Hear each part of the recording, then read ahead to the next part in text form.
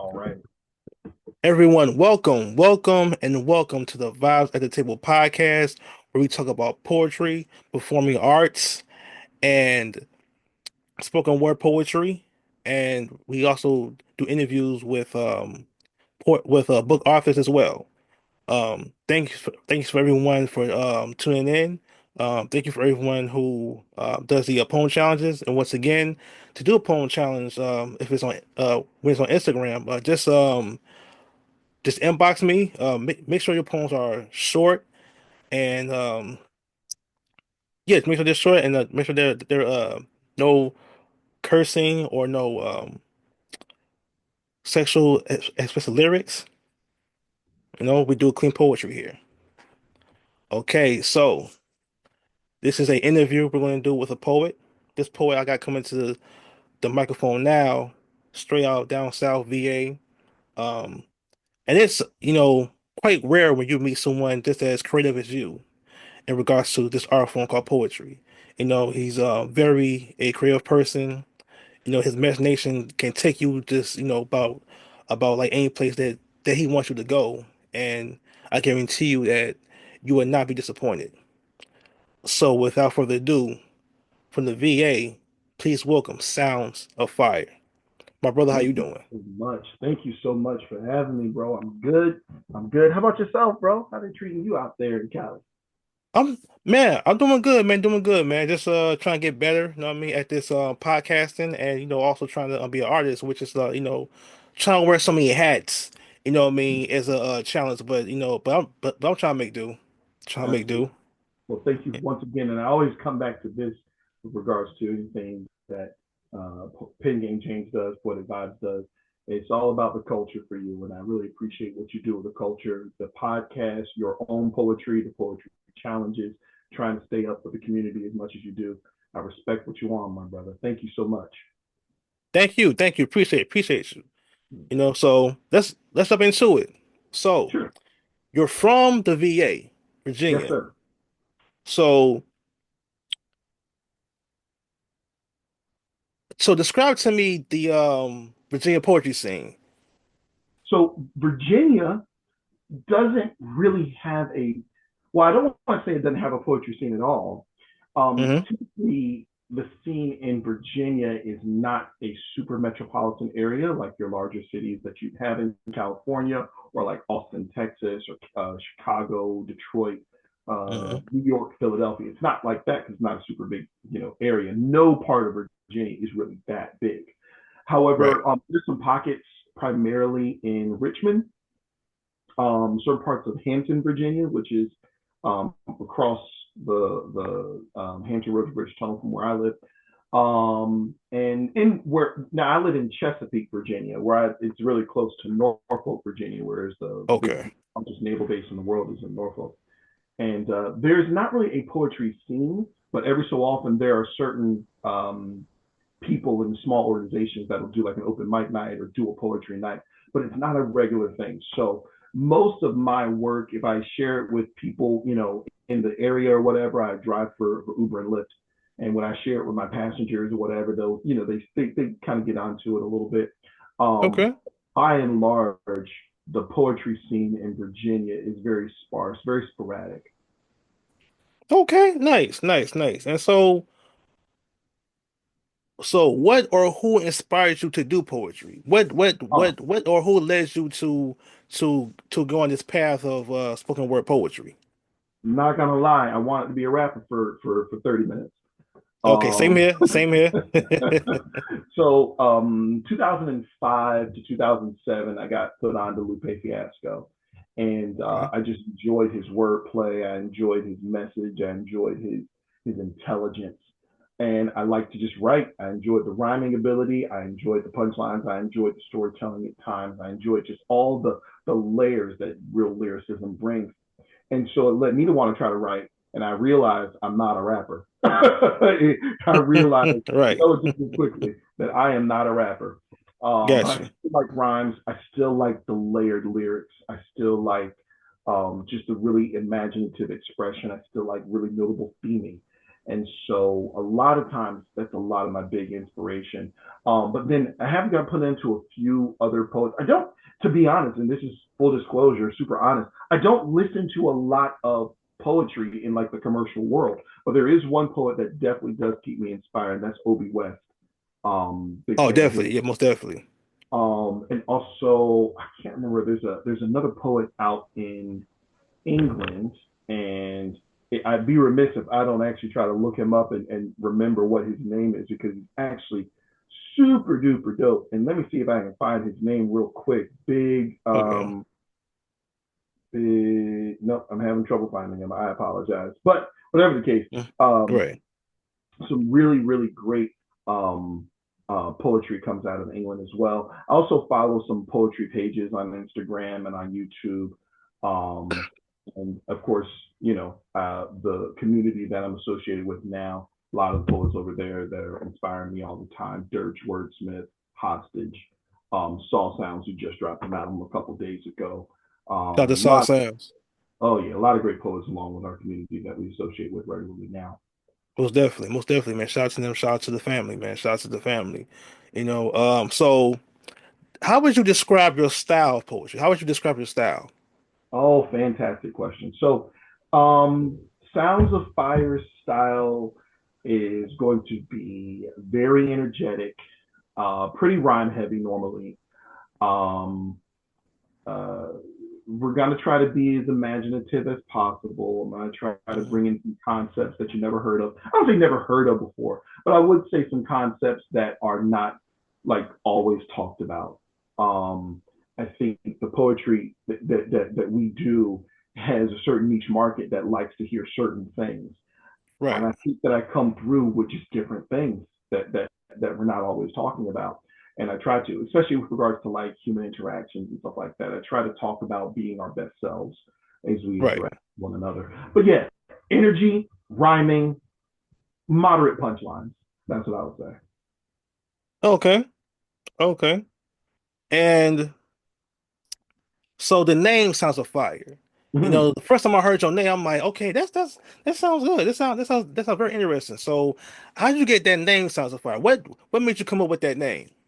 So initially, the name that I was trying to use was soundtrack, with the idea of I'm putting out content that is going to speak about a variety of different subjects or a variety of different perspectives and different feelings and vibes and flows and stuff like that. So the idea is that if you were to look at a movie and different ups and downs throughout the movie, you have a different pieces of music that go along with it because I'm really big into music. I'm a classical viola player as Right, well. right. And so Okay. from my perspective, like I'm trying to make a soundtrack for life with my content. So it used to be soundtrack.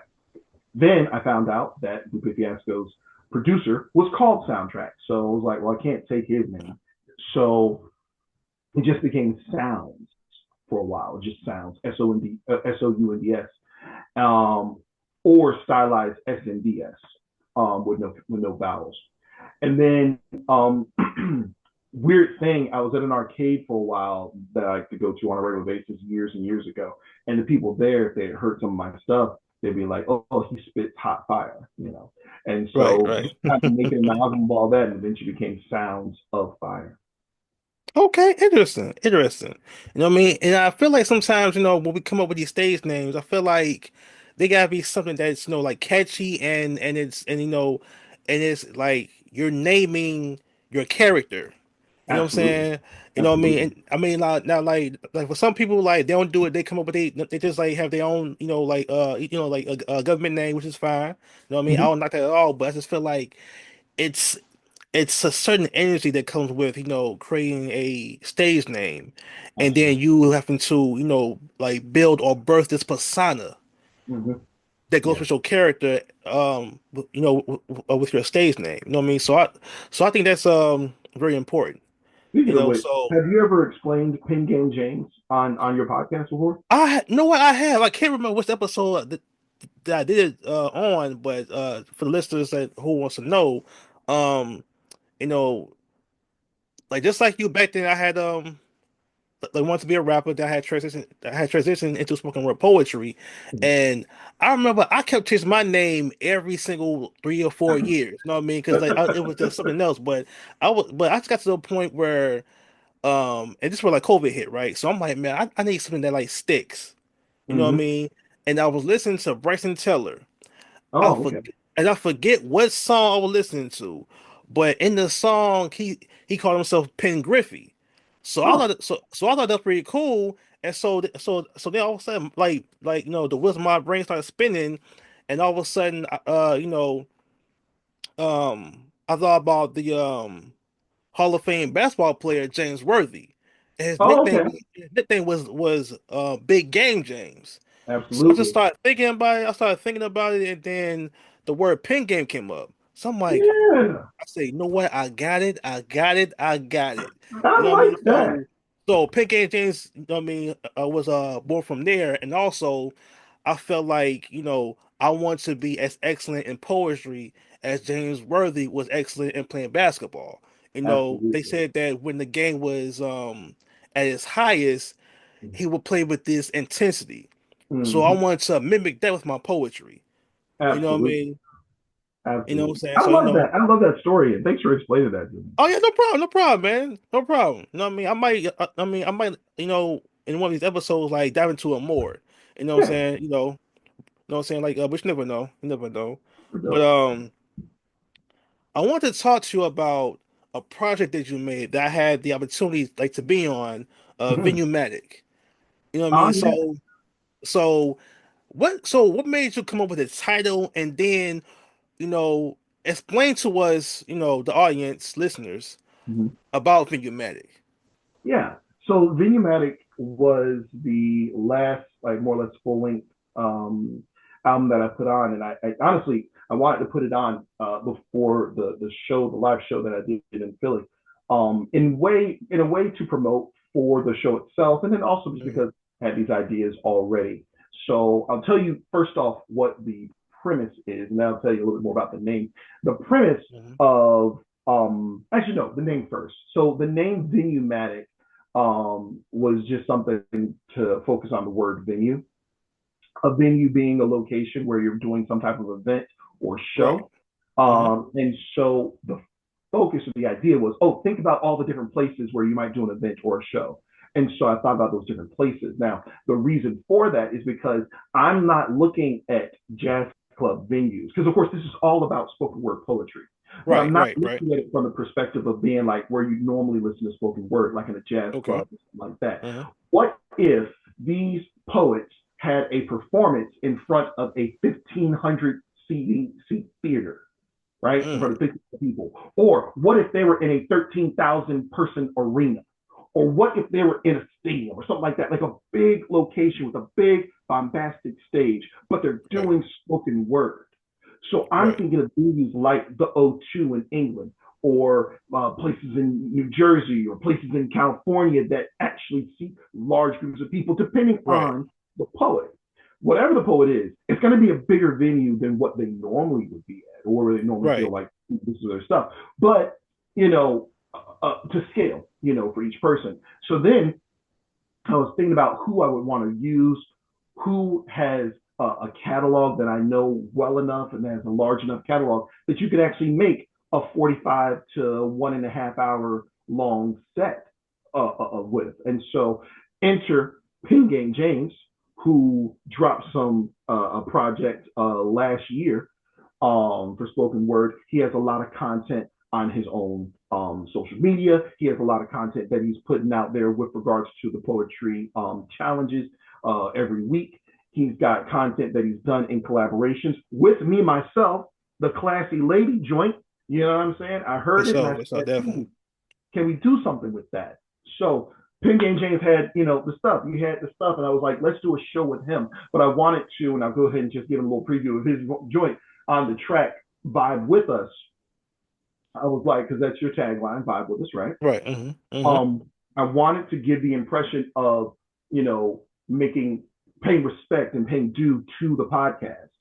So Right. you're on stage, so it's almost like, okay, yes, on stage we're getting vibes of the podcast, but really it is a live performance by Pin Game James and other Right. poets he's already put on. Once again, for the love of the culture. And so basically, Indeed. all Vigmatic is, not all of it is, but there is poetry. There are actual performances of poetry, of the recordings. But then a big part of it is the fantasy booking, the talking about what this particular poet's show would look like. What would the venue be? What would their Right. stage be? What would their set list be? How many people are there? How are they going to do it? Who's going to be the features? All that stuff. Now, put that in Right. your mind. As I'm explaining to this and you're listening to the music, put in your mind's eye this venue and this performance of this poem or this poet in front of 10,000 people. And now put yourself there in your mind's eye. Now you are venue master. That's what's up, man. That's what's up. You know what I mean? And looking at Video Mag, I saw that there were like a lot of features that was on the album. You know what I mean? A lot of them was like in our circle. You know what I mean? Everybody did a excellent job. You know what I mean? I just want to right quick shout out to all of our poetry family in Philly.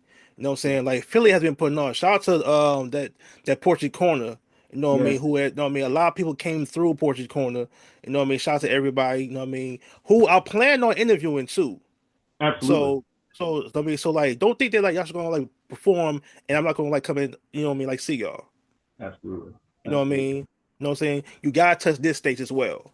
You know what I Absolutely. mean? There's so much love and so much rich talent over Oh there man, who you telling? on the West Coast. First off, on the East Coast, yeah, we got so many people and like that with the Poetry Mhm. Corner. That's primarily through Philly, New Jersey, New York. But then you all the way over on the California on your side, on the West Coast, we got you, we got Brian Johnson, we got Simone Swearinger, we got Josh Lane, we got Terry. I used to be a poet. We got so much Oh crazy yeah, talent. so much in the family. So much in the family, man.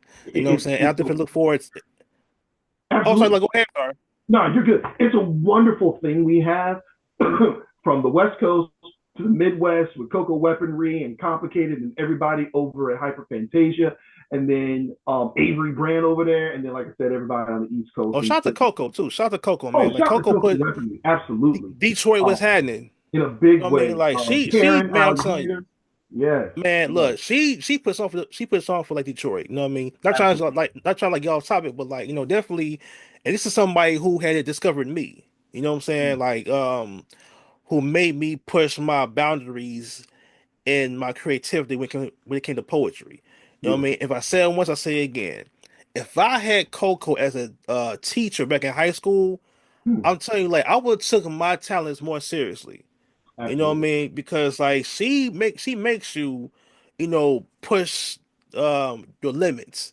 If She you makes had a people better. certain exactly right, exactly. You know what I mean? And she's taking on the task of being a poetry coach. So Yeah, so any poets out there who wants to, be coached by poetry, I mean who wants to be good at poetry, please hit up Coco Weaponry.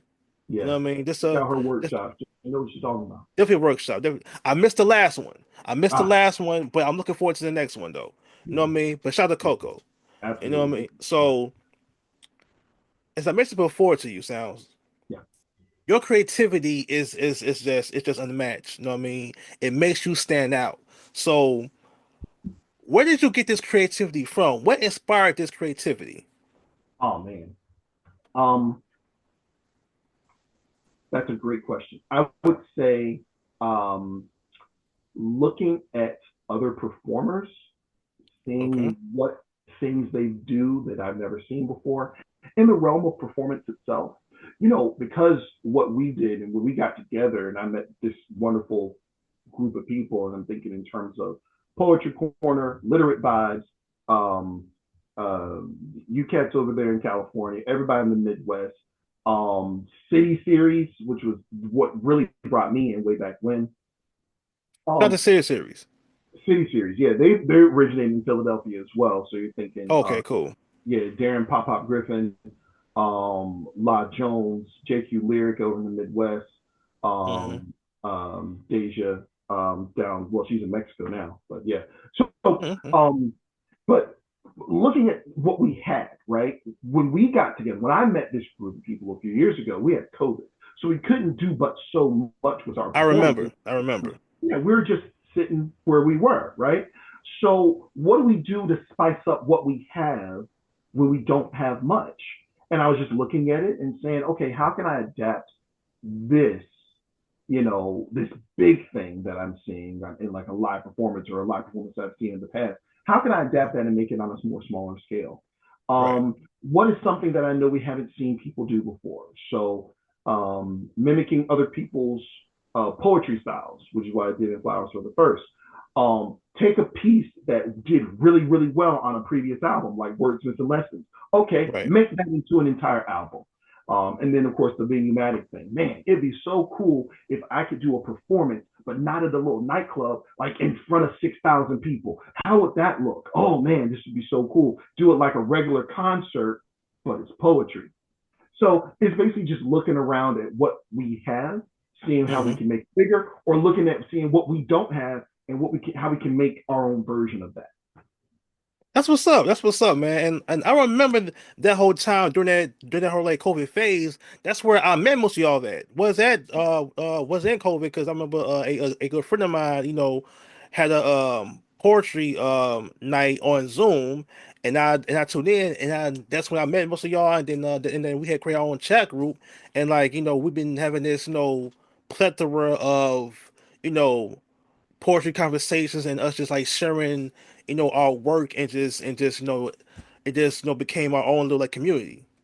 You know what I Absolutely. mean? That's a wonderful You know one. what I'm saying? So like I think like Zoom was like one of the best things that could like happen to us. You know what I Absolutely. mean? Honestly, you know what I mean? Absolutely. And so you had brought something that led to my next question. So in this world of poetry, right?